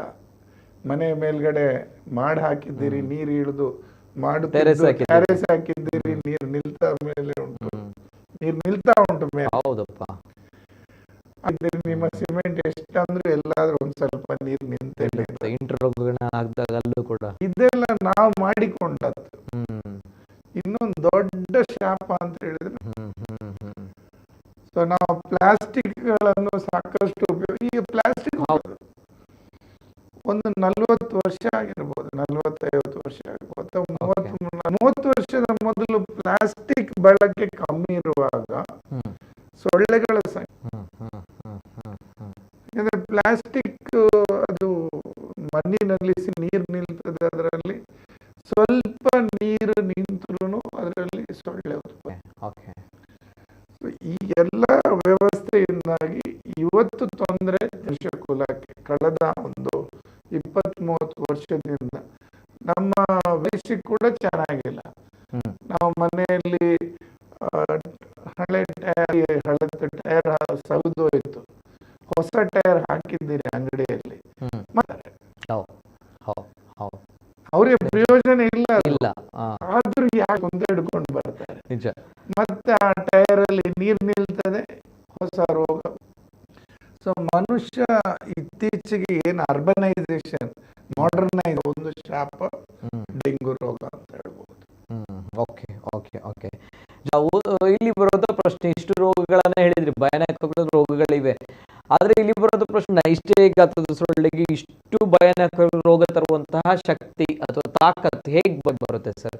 ಅಂದ್ರೆ ಸಾಮಾನ್ಯವಾಗಿ ನಾವು ಥಿಂಕ್ ಮಾಡಿದಾಗ ಯೋಧ ಡಾಕ್ಟರ್ಸ್, ನೋ ಡೌಟ್, ಆದ್ರೆ ನಮ್ಗಳಿಗೆ ಅಥವಾ ಏನು ಇದು ಕತೆ ಅನ್ನುವಂಥದ್ದು ತಮ್ಗೆ ಒಂದು ಸೈನ್ಸ್ ಪ್ರಕಾರ ನಾವು ಅಂದ್ರೆ ವೆರಿ ಇಂಟ್ರೆಸ್ಟಿಂಗ್ ಅನ್ಸ್ತು ಹೇಳಿದಾಗ, ಇಷ್ಟು ಭಯಾನಕ ಜ್ವರ ಬರುತ್ತೆ ಅಂತ ಬಂದಾಗ ಏನ್ ಕಾರಣ, ಏನ್ ಕತೆ? ಈಗ ಇದು ಇಂಟ್ರೆಸ್ಟಿಂಗ್ ಇಶ್ಯೂ. ಸೊಳ್ಳೆ ಇರುವುದು ನೀವು ಹೇಳಿದ್ರಿ ಈಗ ತುಂಬಾ ಚಿಕ್ಕದು ಅಂತ, 2.5 ಮಿಲಿಗ್ರಾಮ್ನಷ್ಟು ವೆಯ್ಟ್ ಇರೋದು. 2.5 ಮಿಲಿಗ್ರಾಮ್ ಇಷ್ಟು ತೂಕ ಇರುವ ಒಂದು ಅತಿ ಚಿಕ್ಕ ಗಾತ್ರ, 2.5 ಮಿಲಿಗ್ರಾಮ್ ತೂಕ ಇರುವ ಸೊಳ್ಳೆ ಭಯಾನಕವಾದ ರೋಗ ಕೊಡ್ತದೆ ಅಂತ ಹೇಳಿದ್ರೆ, ಈಗ ಡೆಂಗು ಬಂದ್ರೆ ಬದುಕಿ ಬರೋದು ನಿಜ. ಈಗ ತಾವು ಹೇಳಿದಂತ ಚಿಕನ್ ಗುನ್ಯ ಆಗಿರೋ ಅಷ್ಟು ಭಯಾನಕವಾಗಿ ಕೊಡುತ್ತೆ, ಆನೆಕಾಲ ರೋಗ ಇಷ್ಟು ದೊಡ್ಡ ಕಾಲನ್ನು ಸೃಷ್ಟಿ ಮಾಡುತ್ತೆ. ಏನ್ ಕತೆ? ಇಂಟ್ರೆಸ್ಟಿಂಗ್. ಈಗ ಸೊಳ್ಳೆ ಏನ್ ಮಾಡತ್ತೆ ಅಂತ ಹೇಳಿದ್ರೆ, ಅದು ಕಚ್ಚುದು ತಾವು ಗುರುತಿಸಿದ್ದೀರಾ. ಸೊಳ್ಳೆ ಕಚ್ಚುದ್ರೆ ಒಂದ್ ಲೆಕ್ಕದಲ್ಲಿ ಕೆಲವರು ಹೇಳ್ಬೋದು ತಮಗೆ ಕಚ್ಚಿರೋದು ಹೆಣ್ಣು ಸೊಳ್ಳೆ ಮಾತ್ರ.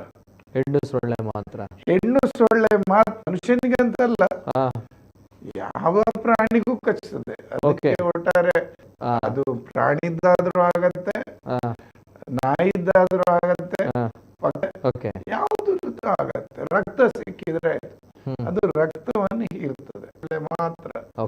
ಗಂಡು ಸೊಳ್ಳೆ ಬರೀ ಪಾಪ 10 ದಿವಸದೊಳಗೆ ಸತ್ತು ಹೋಗ್ತದೆ. 10 ದಿವಸ ತಾನು ಸಸ್ಯದ ರಸ ಕುಡಿದು ಬದುಕ್ತದೆ. ಹೌದಾ? Very interesting. ಇದು ವೆರಿ ಇಂಟ್ರೆಸ್ಟಿಂಗ್. ಇಲ್ಲಿ ಇನ್ನೊಂದು, ಹೆಣ್ಣು ಸೊಳ್ಳೆ ಎಷ್ಟು ದಿನ ಬದುಕುತ್ತೆ? ಹೆಣ್ಣು ಸೊಳ್ಳೆ ಸುಮಾರು 30 ರಿಂದ 40 ದಿವಸ ಬರುತ್ತೆ. ಆಯಸ್ಸು 10 ದಿನ ಮಾತ್ರ. ಗಂಡು ಸೊಳ್ಳೆದ್ದು 40 ರಿಂದ 30 ದಿವಸದಲ್ಲಿ ಸಾಯ್ಬಹುದು, depending on climate condition. Okay, ಅಂದ್ರೆ ಗಂಡು ಸೊಳ್ಳೆ ಹೀರಿ ಬದುಕುವಂತದ್ದು, ತುಂಬಾ ಪಾಪ, ಪಾಪ ಸಸ್ಯಾಹಾರಿ, vegetarian. Okay, purely non vegetarian. So ಅದು ರಕ್ತವನ್ನು ಹೀರಿ ಬದುಕ್ತದೆ. ಓಕೆ, ಯಾಕೆ ರಕ್ತವನ್ನು ಕುಡಿಯುತ್ತದೆ ಅನ್ನೋದು ಒಂದು ತುಂಬಾ ಇಂಟ್ರೆಸ್ಟಿಂಗ್ ಸಬ್ಜೆಕ್ಟ್. ಯಾಕೋಸ್ಕರ ರಕ್ತ ಕುಡಿಯುತ್ತದೆ ಅಂತ ಹೇಳಿದ್ರೆ ತನ್ನ ಹೊಟ್ಟೆಯಲ್ಲಿರುವ ಮೊಟ್ಟೆಗಳಿಗೆ ಪ್ರೋಟೀನ್ ಬೇಯಿಲ್ಲದ ರಕ್ತ ಕುಡಿಯುತ್ತದೆ. ಸೊ ಪ್ರೋಟೀನ್ಗೋಸ್ಕರ ರಕ್ತ ಇರ್ತದೆ. ಆದ್ರೆ ಇಲ್ಲಿ ಇನ್ನೊಂದು ವಿಶೇಷ ವಿಷಯ ಅಂತ ಹೇಳಿದ್ರೆ, ಸೊಳ್ಳೆ ಕೇವಲ ನಮ್ಗೆ ರೋಗ ಬರ್ತಾ ಇರ್ಲಿಲ್ಲ. ಸೊಳ್ಳೆ ಏನಾಗ್ತದೆ ಅಂತ ಹೇಳಿದ್ರೆ, ಯುಕ್ತ ವ್ಯಕ್ತಿಗೆ ಕಚ್ಚಿದಾಗ, ಅಂದ್ರೆ ಯಾರೋ ಒಬ್ಬ ಡೆಂಗು ಬಂದವನಿದ್ದಾನೆ, ಸೊಳ್ಳೆ ಕಚ್ಚಿತ್ತು, ಕಚ್ಚಿ ರಕ್ತ ಹೀರಿದಾಗ ಆ ರಕ್ತದಲ್ಲಿ ರೋಗಾಣು, ಅದರ ವೈರಸ್ ಏನಿರ್ತದೆ, ಇಲ್ಲಿ ಡೆಂಗು ಅಲ್ಲಿ ವೈರಸ್, ಅದು ಇರ್ತದೆ. ಆ ವೈರಸ್ ಏನ್ ಮಾಡ್ತದೆ, 4-5 ದಿವಸದ ಒಳಗಾಗಿ ಆ ಸೊಳ್ಳೆಯ ಜೊಲ್ಲು ರಸಕ್ಕೆ ಬಂದು ಕೂರ್ತದೆ. ಜೊಲ್ಲು ಗ್ರಂಥಿ ಬಂದು ಜೊಲ್ಲು ಗ್ರಂಥಿಯಲ್ಲಿ ಕೂತ್ಕೊಳ್ತದೆ. ಸೊಳ್ಳೆ ಏನ್ ಮಾಡ್ತದೆ ಅಂತ ಹೇಳಿದ್ರೆ, ಇದಕ್ಕೆ ಮೊದಲು ಒಂದು ವ್ಯವಸ್ಥೆ ಇದೆ ಅದರಲ್ಲಿ. ನಿಮ್ಗೆ ಕಚ್ಚಿದ್ದು ಗೊತ್ತಾಗಬಾರ್ದು. ನೀವು ಕಚ್ಚಿ ಗೊತ್ತಾದ್ರೆ ಬಿಡಿ, ನಿಮಗೆ ಕಚ್ಚುತ್ತಾ ಇರುವುದು ಗೊತ್ತಾದ್ರೆ ನಾವು ಯಾರಾದ್ರೂ ಚಿವಿಡ್ತೇವೆ ಅಥವಾ ಹೊಡಿತೇವೆ. ಸೊಳ್ಳೆ ಅಷ್ಟೊಂದು ಚಿಕ್ಕ ಗಾತ್ರ ಸೊಳ್ಳೆ ಕಚ್ಚಿದ್ರೆ ನಾವು ಆ ರೀತಿ ಮಾಡದ ಹಾಗೆ ಸೊಳ್ಳೆ ಏನ್ ಮಾಡ್ತದೆ ಅಂತ ಹೇಳಿದ್ರೆ, ತನ್ನ ಬಾಯಿಯಲ್ಲಿ ನಿಮ್ಮ ಚರ್ಮಕ್ಕೆ ತಾಗಿಸ್ತದೆ. ಆಗ ನೋವು ಗೊತ್ತಾಗೋದಿಲ್ಲ.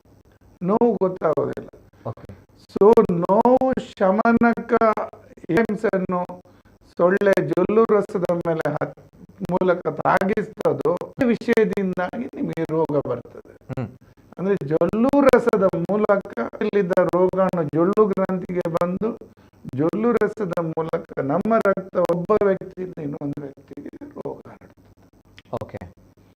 ತುಂಬಾ ಇಂಟ್ರೆಸ್ಟಿಂಗ್. ವೇಳೆ ಅದು ಬರೀ ರಕ್ತ ಕುಡಿತಾ ಇದ್ರೆ ಇವತ್ತು ನಮ್ಗೆ ರೋಗ, ಈ ಯಾವುದು ರೋಗಗಳು ಬರ್ತಾನೆ ಇರ್ಲಿಲ್ಲ. ಹೌದಪ್ಪ, ರೋಗ ಪಡ್ಕೊಂಡಂತ ವೈರಸ್ ಅನ್ನು, ರೋಗಾಣುವನ್ನು 15 ದಿವಸದ ನಂತರ ಅದರ ಜೊಲ್ಲು ಗ್ರಂಥಿಗೆ ಬಂದು, ಜೊಲ್ಲು ಗ್ರಂಥಿ ಹೇಳಿದ್ರೆ ಸಲೈವಕ್ಕೆ ಬಂದು ಆ ಸಲೈವವನ್ನು ನಮ್ಮ ದೇಹ, ಯಾಕೆ ನಮ್ಮ ದೇಹಕ್ಕೆ ತಾಗಿಸ್ತದೆ ಅಂತ ಹೇಳಿದ್ರೆ ಅದು ಬೇರೆ ವಿಷಯಕ್ಕೆ ತಾಗಿಸುದು. ನೀವು ಜೊಲ್ಲು ರಸ ತಾಗಿದಾಗ ನಿಮಗೆ ನೋವು ಗೊತ್ತಾಗುದಿಲ್ಲ, ಅದರ ಜೊಲ್ಲು ರಸ. ಅದು ಡ್ರಿಲ್ಲಿಂಗ್ ಸ್ಟಾರ್ಟ್ ಮಾಡುತ್ತದೆ. ಫಸ್ಟಿಗೆ ರಸ ತಾಗಿಸ್ತದೆ, ತನ್ನ ಕೆಲಸ ಶುರು ಮಾಡ್ತದೆ. ಅದಕ್ಕೆ ನೋಡಿ, ನೀವು ಎಷ್ಟು ಖುಷಿ ಪಟ್ಟು ಸೊಳ್ಳೆ ಹೊಡೆಯುವಷ್ಟು ಹೊತ್ತಿಗೆ ಅದು ತನ್ನ ಕೆಲಸ ಮಾಡಿರ್ತದೆ. ರಕ್ತ ಹೀರಿ ಒಂದು ಆ ಸೊಳ್ಳೆಯನ್ನ ನಾವು ಸಾಯಿಸಿದ್ವಿ ಅಥವಾ ರಕ್ತ ಹೀರಿತ್ತು ಸಾಯಿಸಿದ್ವಿ ಅಂತ ಬಂದಾಗ ಏನು ಆ ರೋಗ ನಮ್ಗಳಿಗೆ ಬರಲ್ವಾ? ಅಥವಾ ಖುಷಿ ಸೊಳ್ಳೆ ಕೆಲಸ ಆಗಿರ್ತದೆ ಅಲ್ಲಿ. ಸೊಳ್ಳೆ ತನ್ನ ರೋಗವನ್ನು ನಿಮ್ಮ ಪ್ರವೇಶ ಮಾಡಿರುತ್ತದೆ. ಅವಾಗ ಸಾಯಿಸಿದ್ರು ಕೂಡ ಅದ್ರದ್ದು ಏನು ನಮ್ಗೆ ಇಲ್ಲ, ನಿಮಗೆ ಉಪಯೋಗ ಸಿಗಲ್ಲ, ಆದರೆ ಇತರರಿಗೆ ಅದು ಹರಡದ ಹಾಗೆ. ಖಂಡಿತವಾಗಿಯೂ ತುಂಬಾ ಇಂಟ್ರೆಸ್ಟಿಂಗ್ ಆದ ವ್ಯವಸ್ಥೆ ಇದು. ಹೌದಪ್ಪ, ಸೊಳ್ಳೆಯನ್ನು ತಾಗಿಸುವುದರಿಂದ ನಮಗೆ ರೋಗ ಬರ್ತದೆ. ಅದು ಅಂದ್ರೆ ಈ ತರ ಆರೋಗ್ಯಕರವಾಗಿರುವಂತ ವ್ಯಕ್ತಿಗೆ ಕಚ್ಚಿದ್ರೆ ಜೊಲ್ಲು ಆರೋಗ್ಯಕರವಾದ ವ್ಯಕ್ತಿಗೆ ಕಚ್ಚಿ ರಕ್ತವನ್ನು ಹೀರಿ ಇನ್ನೊಂದು ಆರೋಗ್ಯಕರವಾಗಿದ್ರೆ ಇಬ್ಬರಿಗೂ ರೋಗ ಬರುವುದಿಲ್ಲ. ಮೊದಲವನಿಗೆ ರೋಗನೂ ಇಲ್ಲ, ಅವನಲ್ಲಿ ಕಚ್ಚಿದಾಗ ಅದರ ರಕ್ತದಲ್ಲಿ ರೋಗಾಣು ಇಲ್ಲದ ಕಾರಣ ರೋಗ ಬರುವುದಿಲ್ಲ. ಈಗ ಮತ್ತೊಂದು ಸೊಳ್ಳೆ ದಪ್ಪ ಆಗಿರುತ್ತೆ, ಹೊಡೆದಾಗ ರಕ್ತವೇ ಬರುತ್ತೆ, ಅಲ್ಲಿ ನೋಡೋಣ ರಕ್ತವೇ ಬರುತ್ತೆ. ಹಾಗಿದ್ದಾಗ ನಾವು ಪಡ್ಬೇಕ ಏನ್ ಕತೆ? ಇನ್ನು ರಕ್ತ ಇಲ್ಲದಂತ ಸೊಳ್ಳೆ ಹೊಡಿತೀವಿ. ಇಲ್ಲಿ ಇಂಪಾರ್ಟೆಂಟ್ ಏನು ಅಂತ ಹೇಳಿ, ನೀವು ಹೆಚ್ಚಾಗಿ ಹೊಡೆಯುವಷ್ಟು ಹೊತ್ತಿಗೆ ಅದು ಒಂದು ಅದನ್ನು ಗುರುತಿಸಿ ಹೊಡೆದಿರ್ತೀರ, ಅಥವಾ ತನ್ನ ಕೆಲಸದಲ್ಲೂ ತನ್ನ ಚುಂಚನ್ನು ಚರ್ಮದಿಂದ ತೆಗೆಯುವಾಗ ಉಂಟಾದ ನೋವಿನ ಎರಡೂ ಸಮಯದಲ್ಲಿ ಹೆಚ್ಚಾಗಿ ಅದು ತನ್ನ ಕೆಲಸ ಮುಗಿಸಿರ್ತದೆ, ಚುಚ್ಚಿದ ನಂತರ. ಎರಡನೇದು ಅಂತ ಹೇಳಿದ್ರೆ, ಅದು ರೋಗಾಣುವನ್ನು ರಕ್ತ ಬಿಟ್ಟು ಹೋದಂತ ಸೊಳ್ಳೆ ಡೇಂಜರಸ್ ಅಥವಾ ರಕ್ತ ಇಲ್ಲ ರಕ್ತ ಕುಡಿದ್ ಜಾಸ್ತಿ ಡೇಂಜರಸ್. ಯಾಕೆಂದ್ರೆ ಖಂಡಿತ ರಕ್ತ ಇರುತ್ತೆ ಅಲ್ಲಿ. ನಿಮ್ಮ ದೇಹದ ಒಳಗೆ ತನ್ನ ಚೊಂಚನ್ನು ಪ್ರವೇಶಿಸಿದೆ, ರಕ್ತ ಹೀರಿಕೊಂಡಿದೆ, ಸಾಕಷ್ಟು ಹೊತ್ತು ಸೂಜಿ ಇದೆ, ಅದರ ಸೂಜಿ ಅದು ನಮ್ಮ ದೇಹದ ಒಳಗೆ ಪ್ರವೇಶ ಮಾಡಿ ಹೆಣ್ಣು ಸೊಳ್ಳೆ ಆಗಿರುತ್ತೆ. ಅದು ಹೆಣ್ಣು ಸೊಳ್ಳೆ ಕಚ್ಚುದು. ಓಕೆ. ಆದ ಕಾರಣ ನಮಗೆ ರೋಗ ಬಹಳಷ್ಟು ರಕ್ತವನ್ನು ಹೊಂದಿರುತ್ತೆ ಹೊಡೆದಾಗ. ನೀವು ಇದು ತುಂಬಾ ಇಂಟ್ರೆಸ್ಟಿಂಗ್. ಮಿಲಿಗ್ರಾಮ್ ಇರುವ ಸೊಳ್ಳೆ 5 ಮಿಲಿಗ್ರಾಮ್ನಷ್ಟು ರಕ್ತ ಕುಡಿತದೆ. 2 ಪಟ್ಟು ತೂಕ. ತನ್ನ ದೇಹದ 2 ಪಟ್ಟು ತೂಕ ಕುಡಿತದೆ. ಅದು ನಿಮ್ಮ ಮನೆಯಲ್ಲೇ ಇರ್ತದೆ. ಜಾಸ್ತಿ ಹರಡ್ಲಿಕ್ಕೆ ಆಗುದಿಲ್ಲ. ತನ್ನ ತೂಕದ 2 ಪಟ್ಟು ಅದು ಸೊಳ್ಳೆ ರಕ್ತ ಹೀರುವುದರಿಂದ ಅದಕ್ಕೋಸ್ಕರ ಅದು ನಿಮ್ಮ ಮನೆ ಎಲ್ಲಾದ್ರೂ ಗೋಡೆಯಲ್ಲಿ ಕೂತು ರೆಸ್ಟ್ ಮಾಡುತ್ತದೆ. 2 ದಿವಸ ಆದ್ಮೇಲೆ 2 ದಿವಸ ಆದ್ಮೇಲೆ ಅದಕ್ಕೆ ಮತ್ತೆ ಹಸಿವಾಗ್ತದೆ, ಮತ್ತೆ ಕಚ್ಚುತ್ತದೆ. ಸೊ ಮನೆಯಲ್ಲಿ ಕೂತಿರ್ತದೆ ಅನ್ನುವ ಕಾನ್ಸೆಪ್ಟ್ ಅನ್ನು ನೋಡಿಕೊಂಡು ಆ ಒಂದು ಮನಸ್ಸು ವ್ಯವಸ್ಥೆ ಸೈಂಟಿಫಿಕ್ ನಾಲೆಜ್ ಇದರ ಮುಖಾಂತರ ಫಾಗಿಂಗ್ ಟೆಕ್ನಾಲಜಿಗೋಸ್ಕರ ಫಾಗಿಂಗ್ ಮಾಡ್ತಾರೆ. ಅಂದ್ರೆ ನಿಮಗೆ ಕಚ್ಚಿದ ರೋಗಾಣುಯುಕ್ತ ಸೊಳ್ಳೆ ಇನ್ನೊಬ್ಬರಿಗೆ ಕಚ್ಚಬಾರದು ಅನ್ನುವ ವ್ಯವಸ್ಥೆಯಲ್ಲಿ ಮಾತ್ರ ಫಾಗಿಂಗ್ ಉಪಯೋಗವೇ ಅಲ್ಲದೆ ಸೊಳ್ಳೆ ಇದೆ ಅಂತ ಹೇಳಿ ನೀವು ಫಾಗಿಂಗ್ ಮಾಡಿಸಬಾರದು. ಒಬ್ಬ ವ್ಯಕ್ತಿ ಇದೆ, ಅವನಿಗೆ ಕಚ್ಚಿದಂತ ಸೊಳ್ಳೆ ಇನ್ನೊಬ್ಬರಿಗೆ ಕಚ್ಚಬಹುದು, ಆ ಮೂಲಕ ಅದು 2 ದಿವಸ ನಿಮ್ಮ ಮನೆಯಲ್ಲೇ ಇರ್ತದೆ ಅನ್ನುವ ಕಾನ್ಸೆಪ್ಟಿಗೋಸ್ಕರ ಫಾಗಿಂಗ್ ಮಾಡ್ತಾರೆ. ಫಾಗಿಂಗ್ ಕೂಡ ತುಂಬಾ ಇಂಪಾರ್ಟೆಂಟ್. ಜನರ ತಲೆಯಲ್ಲಿ ಇರ್ತದೆ ಏನೋ ವಿಶೇಷ ರೋಗ ಬರುವುದಿಲ್ಲ. ರೋಗ ಬರುವುದಲ್ಲ, ಅದು ಸೊಳ್ಳೆಯನ್ನು ಓಡಿಸುವುದು ಆ ದಿವಸದ ಮಟ್ಟಿಗೆ ಮಾತ್ರ. ಮತ್ತೆ ಬೇರೆ ಸೊಳ್ಳೆ ಅಲ್ಲಿ ಹುಟ್ಟಿ ಬಂದು ಕೂತ್ರೆ. Very beautiful sir, beautifully explained, very interesting also. ಗೊತ್ತಿಲ್ಲ ಇದೆ ಸೊಳ್ಳೆಯಿಂದ ಈ ರೀತಿ ರೋಗಗಳು ಹರಡುತ್ತೆ ಅಥವಾ ಈ ರೀತಿ ಸೊಳ್ಳೆಗಳು ಹಾಗಿದ್ದಾಗ ನಮ್ಮಲ್ಲಿ ಪ್ರಮುಖವಾಗಿರುವಂತಹ ಸೊಳ್ಳೆ ಗಂಡು ಸೊಳ್ಳೆ, ಹೆಣ್ಣಿಗೆ ತೊಂದರೆ ಕೊಡುದು ಹೆಣ್ಣು ಸೊಳ್ಳೆ. ಹೆಣ್ಣು ಸೊಳ್ಳೆ ಮಾತ್ರ ಪಕ್ಕಾ ಹೆಣ್ಣು ಸೊಳ್ಳೆ. ಗಂಡು ಸೊಳ್ಳೆಗಳು ಹೇಳ್ತಾರೆ ಅಂದ್ರೆ ಕಬ್ಬಿನ ಜಲ್ಲೆ ಆ ರಸವನ್ನ ಹೀರಿಕೊಂಡು ಬದುಕುತ್ತಂತೆ, ಯಾವುದೇ ರೀತಿಯ ಸಮಸ್ಯೆಗಳನ್ನ ಉಂಟು ಮಾಡಲ್ಲ. ಆದ್ರೆ ಅದು ರೋಗ ಕೊಡುವುದಿಲ್ಲ ಅಂತ ಹೇಳಿದ್ರೆ ಕೆಲವೊಂದಷ್ಟು ಸೊಳ್ಳೆಗಳು ಏನ್ ಮಾಡ್ತವೆ, ಪ್ರಾಣಿಗಳಿಗೆ ಕಚ್ಚುತ್ತದೆ. ಹೆಚ್ಚಾಗಿ ಏನಾಗ್ತದೆ ಅಂತ ಹೇಳಿ ಸೊಳ್ಳೆಗಳು ಜಾಸ್ತಿ ಕಚ್ಚುವುದು ಪ್ರಾಣಿಗಳಿಗೆ. ಹೇಳಿದ್ರಿ ಸರ್ ಇನ್ ಡೀಟೇಲ್ ಆಗಿ. ಸೊ ಇದನ್ನ ರಿಸರ್ಚ್ ಮಾಡಿರೋದು ರೊನಾಲ್ಡ್ ಅವರು. ಸೊಳ್ಳೆಯಲ್ಲಿ ಈ ಪ್ರೋಟೋಜೋವನ್ನು ಕಂಡು ಹಿಡಿದ ಕಾರಣ ಅವ್ರಿಗಿತ್ತು. ಅದೊಂದು ಆ ಒಂದು ಸಂಶೋಧನೆಯ ಮೂಲಕ ನಮ್ಗೆ ಗೊತ್ತಾಯ್ತು ಉಂಟು. ಮುಟ್ಟಿದ್ರೆ ಬರುವುದಿಲ್ಲ, ಎಂಜಲು ಮುಟ್ಟಿದ್ರೆ ಬರುವುದಿಲ್ಲ, ಅಥವಾ ಒಬ್ಬನ ಒಟ್ಟಿಗೆ ಊಟ ಮಾಡಿದ್ರೆ ರೋಗ ಬರುವುದಿಲ್ಲ, ಅವನಿಗೆ ಕಚ್ಚಿದ ಸ್ವರ ಬರುತ್ತದೆ ಅನ್ನುವ ಒಂದು ದೊಡ್ಡ ಮಟ್ಟಿನ ಸಂಶೋಧನೆ ಅವರು ಮಾಡಿದ್ದಾರೆ. ಸೊ ಹಾಗಾಗಿ ಸೊಳ್ಳೆಗಳು ಬಹಳಷ್ಟು ಡೇಂಜರಸ್ ಅನ್ನುವಂಥದ್ದು ವಿಚಾರ ಬಂದಾಗ ಒಂದು ತಾವು ಹೇಳಿದ್ರೆ ಪ್ರಭೇದಗಳು ಇರುತ್ತೆ. ಒಂದು 3,500 4,000 ಪ್ರಭೇದಗಳು ಇದೆ. ಸೊಳ್ಳೆಯಿಂದ ಬರುವಂತ ರೋಗಗಳು ನಮ್ಗಳಿಗೆ ಗೊತ್ತಿರುವಂತದ್ದು ಈಗಾಗಲೇ ಹೇಳಿದ್ರಿ ಸರ್. ಎಷ್ಟು ರೋಗಗಳಿವೆ ಟೋಟಲಿ ಮಾಡಿದಾಗ? ಬಹಳಷ್ಟು, ಎಷ್ಟು? ಸುಮಾರು 30ರಷ್ಟು ರೋಗಗಳಿವೆ. ನಮ್ಮಲ್ಲಿ ಈಗ ಡೆಂಗ್ಯೂ, ಮಲೇರಿಯಾ ನಾವು ಮಾತಾಡ್ತೀವಿ. ಇದನ್ನ ಹೊರತಾಗಿ ಬೇರೆ ದೇಶಗಳಲ್ಲಿ ಅಥವಾ very danger fever, yellow fever, ಇದೆಲ್ಲ ತುಂಬಾ ಬೇರೆ ದೇಶಗಳಲ್ಲಿ ಹಾನಿ ಕೊಡ್ತಾರೆ. ಝೀಕಾದಿಂದ ನೋಡಿ, ಝೀಕಾದಲ್ಲಿ ಏನಾಗ್ತದೆ, ಅದು ಒಂದು ಭಯಾನಕ ರೋಗ. ಝೀಕಾದಿಂದ GB ಸಿಂಡ್ರೋಮ್ ಅಂತ ಹೇಳ್ತೀವಿ. ಅಂದ್ರೆ ಕಾಲಿನಿಂದ ಮೇಲೆ ಪ್ಯಾರಾಲಿಸಿಸ್, ಮನುಷ್ಯ ಇಡೀ ದೇಹವೇ ಪ್ಯಾರಾಲಿಸಿಸ್ ಆಗಿ ಸಾಯ್ಬಹುದು ಝೀಕಾದಲ್ಲಿ. ಗರ್ಭಿಣಿಯರಿಗೆ ಝೀಕಾ ರೋಗ ತಗುಲಿದ್ರೆ ಅದರ ವೈರಸ್ ಭ್ರೂಣಕ್ಕೆ ಹೋಗಿ ಆ ಭ್ರೂಣದ ಡೆವಲಪ್ಮೆಂಟ್ ಕಮ್ಮಿ ಆಗಿ ಚಿಕ್ರೋಸೆಫಲಿ ಇರುವ ಮಗು ಹುಟ್ಟಬಹುದು.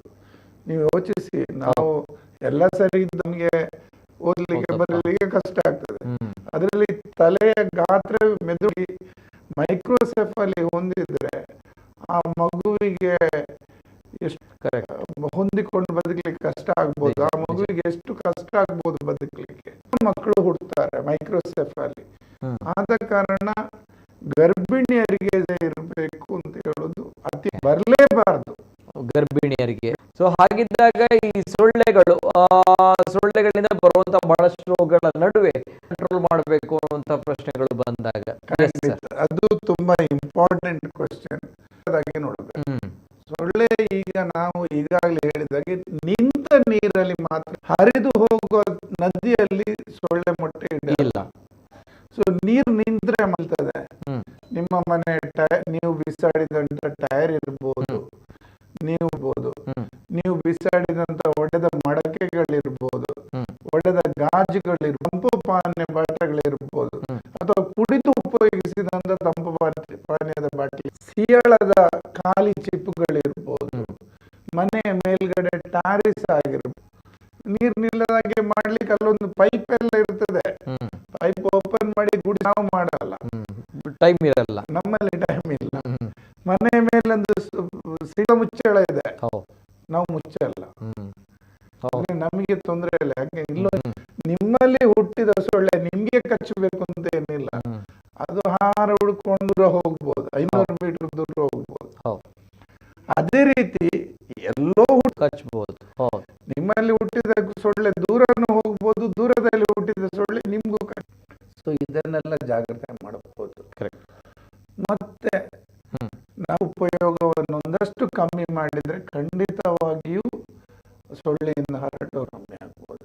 ಪ್ಲಾಸ್ಟಿಕ್ ತೊಟ್ಟೆಗಳಿರ್ಬೋದು ಅಥವಾ ಚೀಲಗಳಿರ್ಬೋದು ಹೊರಗಿರ್ತದೆ ಅದರಲ್ಲಿ, ಅಥವಾ ಪ್ಲಾಸ್ಟಿಕ್ ಕುಡಿಯೋ ನೀರಿನ ಬಾಟ್ಲಿಗಳಿಗೆ ತುಂಬಾನೇ ಉಪಯೋಗಿಸ್ತಾ ಇದ್ದಾರೆ. ನಾವು ಪ್ಲಾಸ್ಟಿಕ್ ಚೀಲಗಳಿರ್ಬೋದು, ಅಂತೂ ನೀರು ನಿಲ್ಲದ ಹಾಗೆ ನೋಡೋದು ಅತಿ ಅಗತ್ಯ. ಈ ರೋಗವನ್ನು ಸೊಳ್ಳೆಗಳು ಹುಟ್ಟುವ ಸಂಖ್ಯೆ ಕಮ್ಮಿ ಆಗ್ಬೋದು, ಕಮ್ಮಿ ಆಗ್ಬೋದು. ಒಂದು ವೇಳೆ ನೀರು ನಿಂತೇ ಉಂಟು, ಏನ್ ಮಾಡ್ಲಿಕ್ಕೂ ಸಾಧ್ಯ ಇಲ್ಲ. ಸೊ ಏನ್ ಮಾಡ್ಬೋದು, ಉಪಯೋಗ ಇಲ್ಲದ ಎಣ್ಣೆ ಇದ್ರೆ ಅಥವಾ ತುಂಬಾ ನಾವೀಗ ಏನ್ ಹೇಳ್ತೇವೆ, ಕರಿಬೇಕಾದ್ರೆ 2 ಸಲ ಕರೀರಿ ಆಮೇಲೆ ಎಣ್ಣೆ ಉಪಯೋಗಿಸ್ಬೇಡಿ ಅಂತ. ಅಂತ ವೇಸ್ಟ್ ಇಂಜಿನ್ ಆಯಿಲ್, ಯಾವುದೇ ವಾಹನದ ಇಂಜಿನ್ ಆಯಿಲ್ ಅನ್ನು ನೀರಿನ ಮೇಲ್ಮೈಗೆ ಹಾಕಿ ಉತ್ಪತ್ತಿ ಆಗಲ್ಲ. ಅಥವಾ ಟೆಮಿಫಾಸ್ ಅನ್ನುವ ಒಂದು ದ್ರಾವಣ ಬರುತ್ತೆ, ಲೀಟರ್ಗೆ 20 ml ಹಾಕಿ ಅದನ್ನು ನೀರಿಗೆ ಹಾಕಿದ್ರೆ ಅದರಲ್ಲಿ ಲಾರ್ವಾ ಇರ್ತದೆ. ಇಲ್ಲ ಗಪ್ಪಿ ಮೀನು ಅಂತ ಒಂದು ಮೀನು ಸಿಗ್ತದೆ, ಚಿಕ್ಕ ಮೀನು. ಈ ಮೀನನ್ನು ನೀರಲ್ಲಿ ನೀವು ತಾವರೆ ಮನೆಯಲ್ಲಿ ಇಟ್ಕೊಳ್ತೀರಾ, ನಿಮ್ಗೆ ಗಪ್ಪಿ ಮೀನನ್ನು ಆ ಪಾತ್ರೆಯಲ್ಲಿ ಬಿಟ್ಟು ಬಿಟ್ರೆ ಖಂಡಿತವಾಗಿ ಸೊಳ್ಳೆ, ನಿಮ್ಮ ಮನೆಯಲ್ಲಿ ಸೊಳ್ಳೆ ಹುಟ್ಟಿ ಆಗಿದೆ ಅಥವಾ ಪಕ್ಕದ ಮನೆಯಲ್ಲಿ ಸೊಳ್ಳೆ ಇದೆ, ಬರ್ತಾ ಇದೆ ನಿಮ್ಮ ಮನೆ, ನೀವು ಏನ್ ಮಾಡಬಹುದು ಅಂತ ಹೇಳಿದ್ರೆ ಎಣ್ಣೆಗಳನ್ನು ಹಚ್ಕೊಳ್ಬಹುದು. ಈ ಕೈ ಬೇವಿನ ಎಣ್ಣೆ ತುಂಬಾ ಒಳ್ಳೆಯದು, ಒಂದಷ್ಟು ಕಮ್ಮಿ ಆಗತ್ತೆ. ಅಥವಾ ಇತ್ತೀಚೆಗೆ ಸರ್ಕಾರ ಒಂದು ಹೊಸ ಫಾರ್ಮುಲಾ ಹೇಳಿ, ಮೇಲೆ ಬೇವಿನ ಎಣ್ಣೆಗೆ 75 ml ತೆಂಗಿನೆಣ್ಣೆ ಮಿಶ್ರ ಅದನ್ನು ಹಚ್ಕೊಂಡ್ರೆ ಅಂತೂ ಅಲ್ಲಿಗೆ ಬೇವಿನ ಎಣ್ಣೆಯ ಕಮ್ಮಟು ವಾಸನೆ ಇರುವುದಿಲ್ಲ. ಈಚೆಗೆ ತೆಂಗಿನೆಣ್ಣೆಯ ಚರ್ಮಕ್ಕೂ ಒಳ್ಳೆಯದು, ಸೊಳ್ಳೆನೂ ಕಚ್ಚಲ್ಲ. ಇಲ್ಲ ನೀವು ಮನೆ ಎದುರುಗಡೆ ಬಾಗಿಲು, ಮನೆ ಕಿಟಕಿ ಬಾಗಿಲಿಗೆ ಸೊಳ್ಳೆ ಪರದಷ್ಟು ಚಿಕ್ಕ ವ್ಯವಸ್ಥೆ ಮಾಡಿಕೊಂಡ್ರೆ ಸೊಳ್ಳೆ ಹರಡ, ಸೊಳ್ಳೆ ಮನೆ ಒಳಗೆ ಬರಲ್ಲ. ಹಳೆತ್ತು ನಮ್ಮ ಮೊದಲಿಂದ ಗೊತ್ತಿರುವಂತದ್ದು, ಸೊಳ್ಳೆ ಪರದೆ ಹಾಕೊಂಡು ಮಕ್ಕಳನ್ನು ಮಲಗಿಸ ಅಗತ್ಯ. ಹೇಳಿ ಮಾಡ್ತಾ ಒಬ್ಬ ವ್ಯಕ್ತಿಗೆ ಡೆಂಗು ರೋಗ ಬಂದಿದೆ ಅಂತ ಇಟ್ಕೊಳ್ಳಿ, ಅಥವಾ ಚಿಕನ್ ಗುನ್ಯಾನೇ ಬಂದಿದೆ, ಅಥವಾ ಸೊಳ್ಳೆಯಿಂದ ಹರಡೋ ಯಾವ ರೋಗಗಳು ಬಂದ್ರೇನು 100 ಸೊಳ್ಳೆ ಪರದೆ ಒಳಗೆ ಮಲಗಿಸ್ಬೇಕು ಇಡೀ ದಿನ. ಯಾಕೆಂತ ಹೇಳಿದ್ರೆ ಸೊಳ್ಳೆ ಕಚ್ಚಿದ್ರೆ ತಾನೇ ನಿಮ್ಗೆ ಸೊಳ್ಳೆ ರೋಗ ಬರುತ್ತೆ. ಅವನಿಗೆ ಸೊಳ್ಳೆ ಕಚ್ಚದಿದ್ರೆ ಆಗ ಬಂದವನಿಗಂತೂ ರೋಗ ಬಂದವನಿಂದ ರೋಗ ಹರಡುವಂತ ಲಕ್ಷಣಗಳೇ ಇಲ್ಲ, ಸೊಳ್ಳೆ ಕಚ್ಚಿದ್ರೆ ಸೊಳ್ಳೆ ಕಚ್ಚಿದಾಗೆ ನೋಡ್ಕೊಳ್ಳಿ. ಅಂದ್ರೆ ಈಗ ಒಂದು ವಾಡಿಕೆ ಇದೆ ಸರ್, ಇಲ್ಲಿ ಮಲೇರಿಯಾ ಬಂತು ಅಂತ ಹೇಳಿದ್ರೆ ಇನ್ನೊಬ್ರಿಗೂ ಬರುತ್ತೆ ಅನ್ನುವಂತ ಒಂದು ವಾಡಿಕೆ. ಯಾಕೆ ಬರುತ್ತೆ, ನಿಮಗೆ ಕಚ್ಚಿದೆ, ಅವನಿಗೆ ಕಚ್ಚಿದಾಗೆ ನೋಡ್ಕೊಳ್ಳಿ. ವೈರಲ್ ಫೀವರ್ ಏನಲ್ಲ, ಕೈ ಬೇವಿನ ಎಣ್ಣೆ ತೆಂಗಿನೆಣ್ಣೆ ಮಾಡಿದ ಮಿಶ್ರಣ ಹಚ್ಕೊಳ್ಳಿಕ್ಕೆ ಹೇಳಿ, ಮಲಗ್ಲಿಕ್ಕೆ ಹೇಳಿ.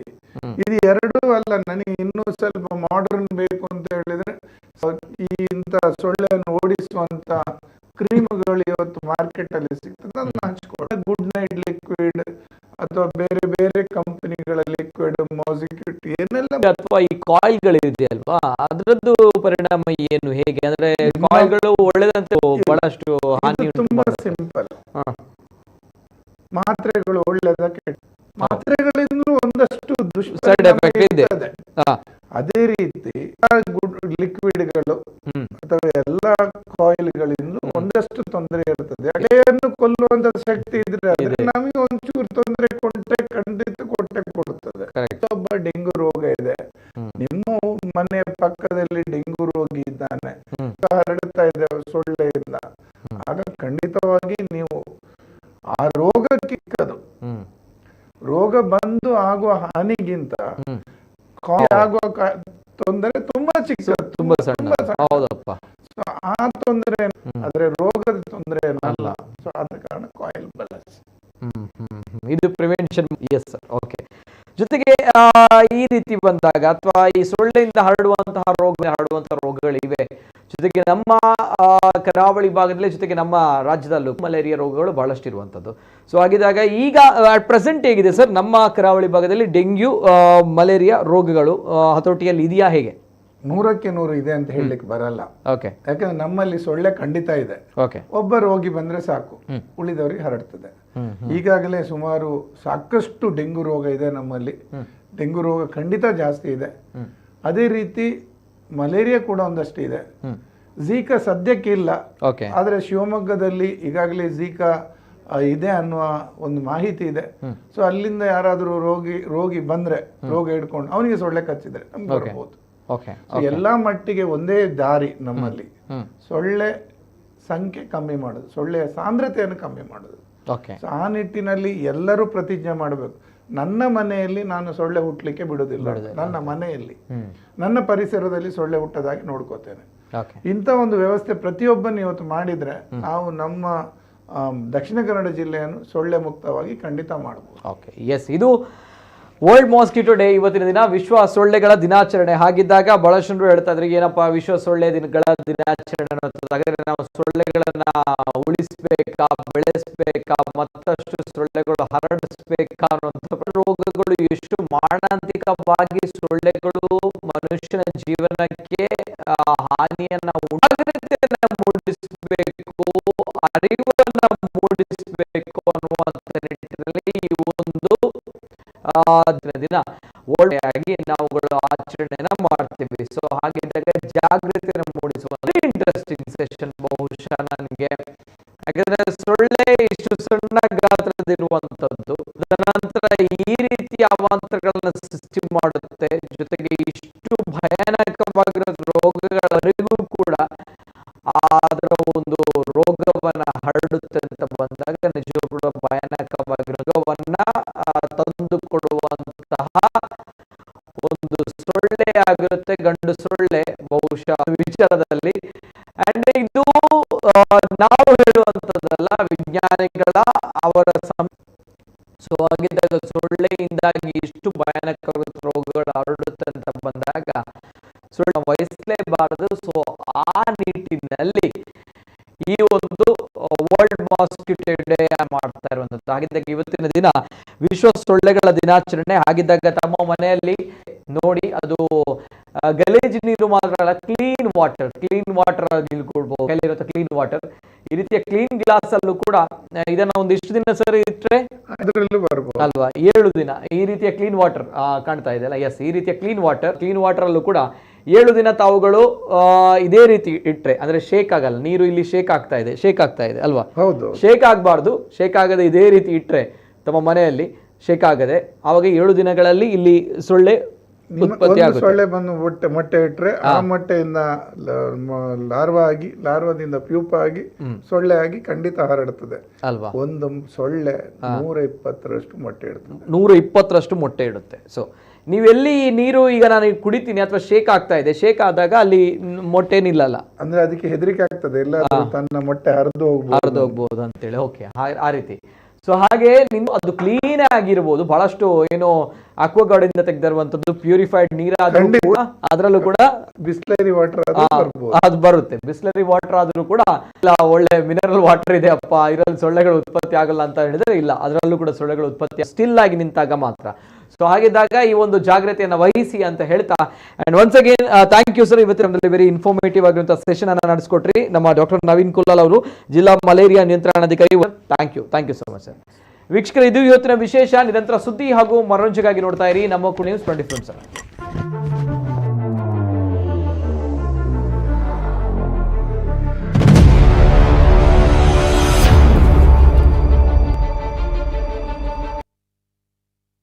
ಅಮ್ಮ ಮ್ಯಾಥ್ಸ್ ಪ್ರೊಫೆಸರ್, PhD ಮಾಡಿದ್ದಾರೆ, ಆದ್ರೂ ಲೆಕ್ಕದಲ್ಲಿ ವೀಕ್. ಅಮ್ಮ ಒಂದ್ ಪೂರಿ ಹೇಳ್ದೆ ತಾನೆ, ನಮ್ಮನ್ನ ಇಷ್ಟಪಡೋರು ಯಾವಾಗ್ಲೂ ನಮ್ಗೆ ಇಷ್ಟವಾದದನ್ನ ಜಾಸ್ತಿನೇ ಕೊಡ್ತಾರೆ.